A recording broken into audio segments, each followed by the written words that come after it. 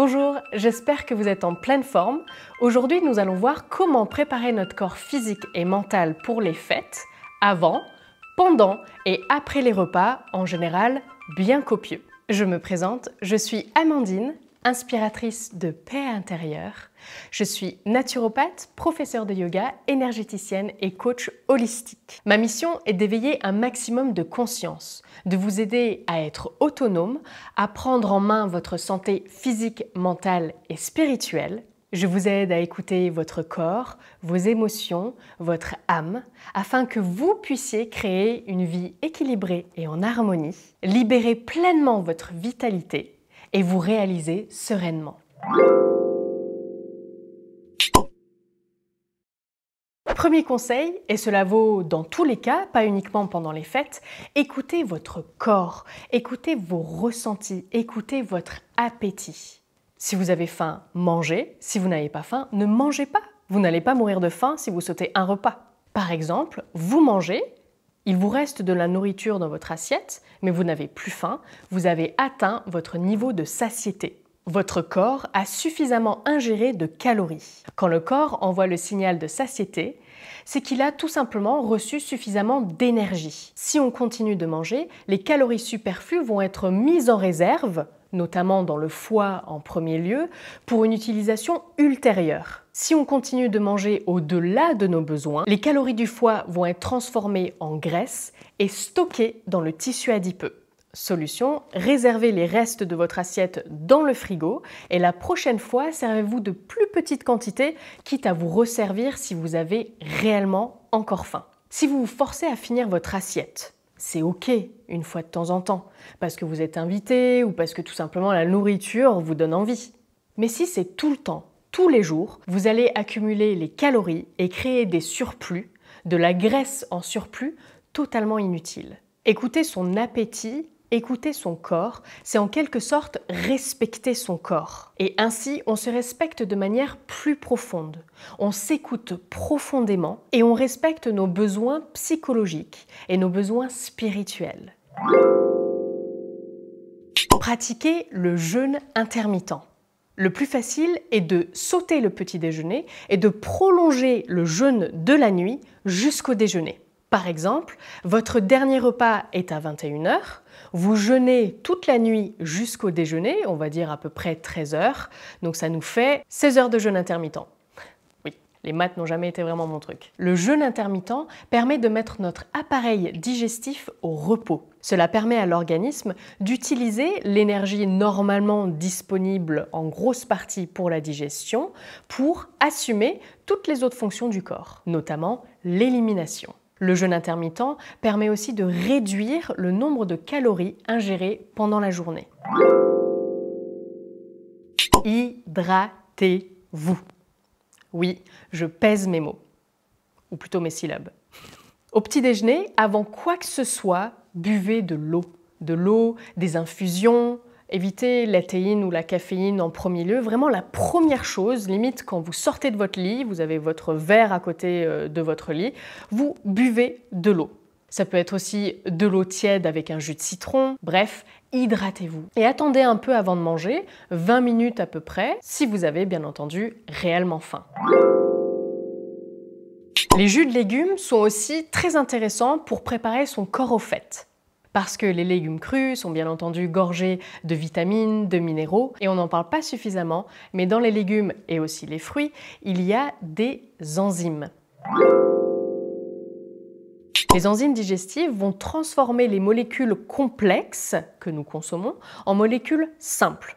Comme une paire de ciseaux, elles viennent couper ces longues chaînes de molécules afin de les réduire et ces molécules simples vont permettre de passer dans la circulation sanguine pour atteindre les tissus et atteindre toutes nos cellules. Les enzymes digestives permettent une bonne assimilation des nutriments. Vous l'aurez compris, les enzymes digestives permettent de soutenir le système digestif, surtout en vue de repas très copieux. Vous les trouvez dans les fruits et les légumes crus parce que les enzymes sont très sensibles à la chaleur. Donc des fruits et légumes sous forme de jus ou tout simplement de crudités avant les repas.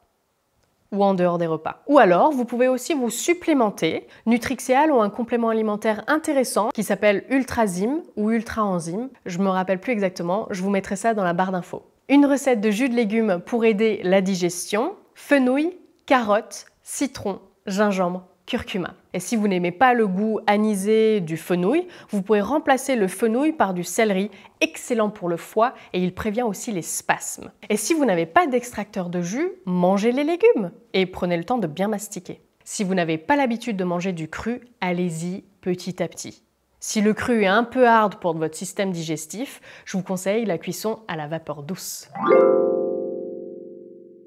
N'arrivez pas affamé au repas de fête. Avant le grand repas, faites-vous un petit encas, dans le meilleur des mondes, vert et vivant, donc essentiellement constitué de fruits et de légumes, crus si c'est possible. Ça peut être des crudités, une petite salade, quelques fruits, des graines, des amandes, des noisettes, voilà, quelque chose d'assez léger et digeste. L'indice glycémique est le taux de sucre dans le sang.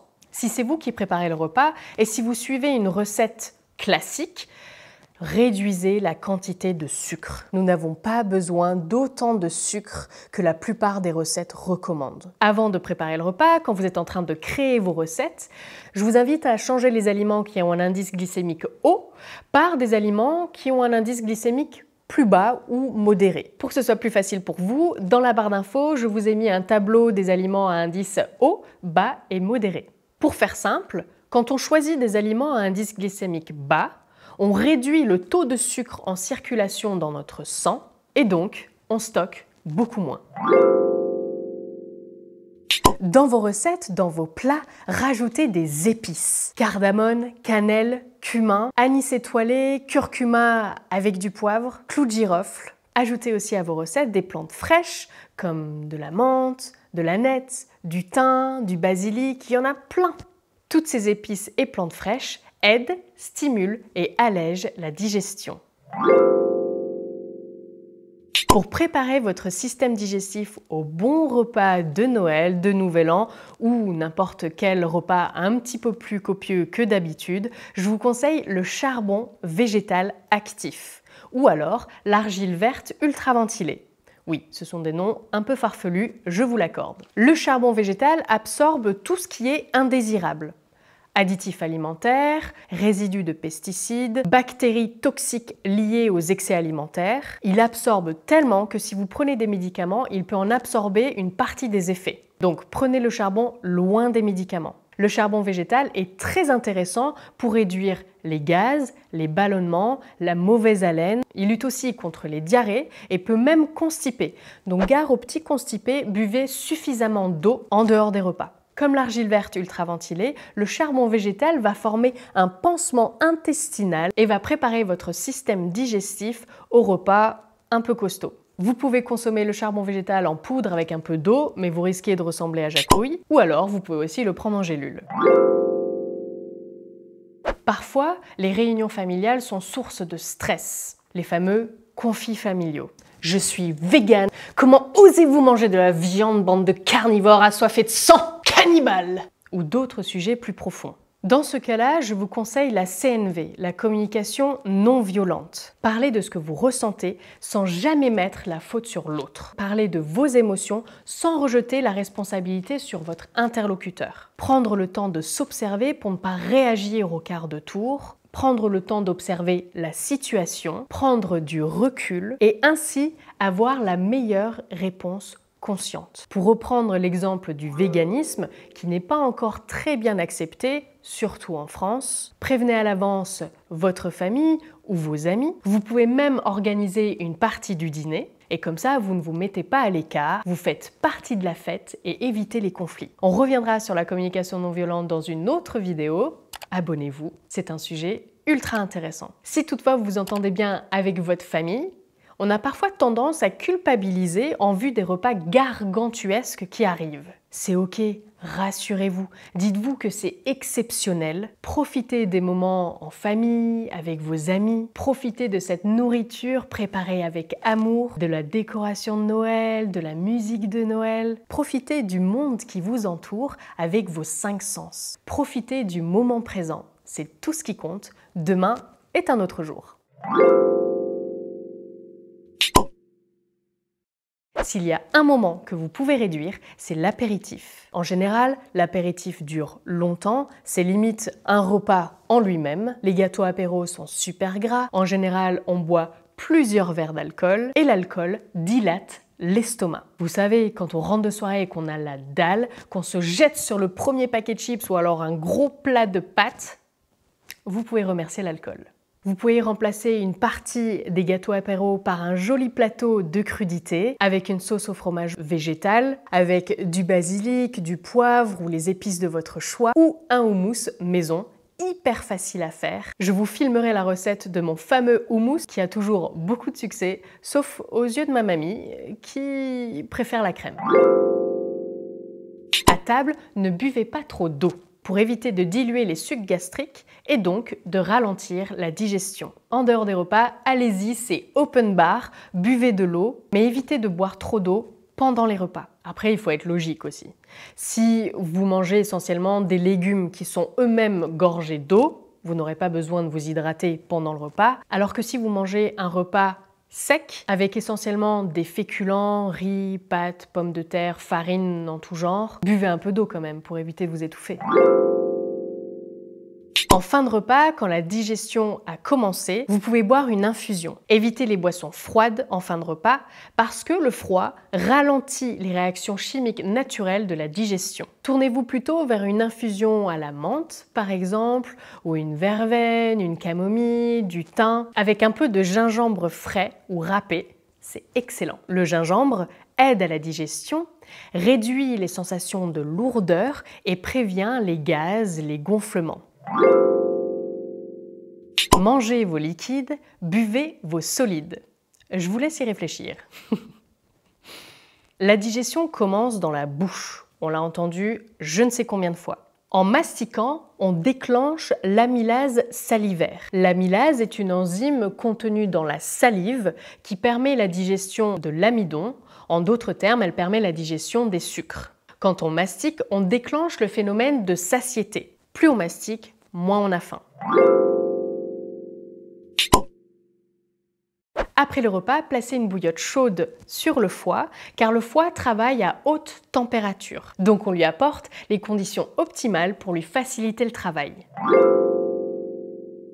Massez-vous le ventre dans le sens des aiguilles d'une montre, en commençant par le côlon ascendant, transverse, descendant, et vous continuez dans le sens des aiguilles d'une montre. Avec par exemple une huile essentielle de basilic ou de menthe poivrée, diluée dans une huile végétale de noisette, de jojoba, ce sont des huiles au toucher sec, ça pénètre plus rapidement dans la peau et ça évite de salir vos vêtements. Le massage stimule le péristaltisme, l'activité de nos intestins. Simplement, le péristaltisme est l'onde qui pousse les déchets vers la sortie, vers les toilettes.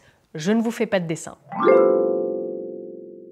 Faites une marche digestive d'une vingtaine de minutes pour sortir les poubelles, activer les fonctions d'élimination de la peau, du foie, des intestins, des poumons, des reins. Et puis bien entendu, il y a le sport. Je ne peux que vous conseiller de faire du sport pendant ces moments de fête pour éliminer les toxines, faire circuler les fluides, brûler les calories et enfin et surtout activer l'hormone du bonheur. Si vous ressentez des brûlures d'estomac, je vous conseille le vinaigre de cidre. C'est magique. Encore une fois, si vous n'avez pas l'habitude, allez-y doucement. Un fond de verre avec un peu d'eau tiède, ça neutralise tout de suite l'acidité. Et enfin, mon dernier conseil, ne culpabilisez pas. Profitez du moment présent. Vous faites des repas un peu copieux, c'est ok. Vous ne mangez pas comme ça tous les soirs, alors kiffez. Profitez des moments passés en famille, avec vos amis. Demain, vous repasserez au vert. Dites-moi en commentaire comment vous faites pour préparer votre corps physique et mental aux repas familiaux ou aux repas de fête, et aussi comment vous faites pour éliminer de manière optimale. J'espère que ces conseils vous serviront. Laissez-moi un like si vous avez appris quelque chose. Personnellement, j'applique ces conseils depuis des années et ils fonctionnent à merveille. La nature et notre corps sont vraiment nos alliés, profitons-en. Je vous souhaite de merveilleuses fêtes, prenez soin de vous. Merci, namasté.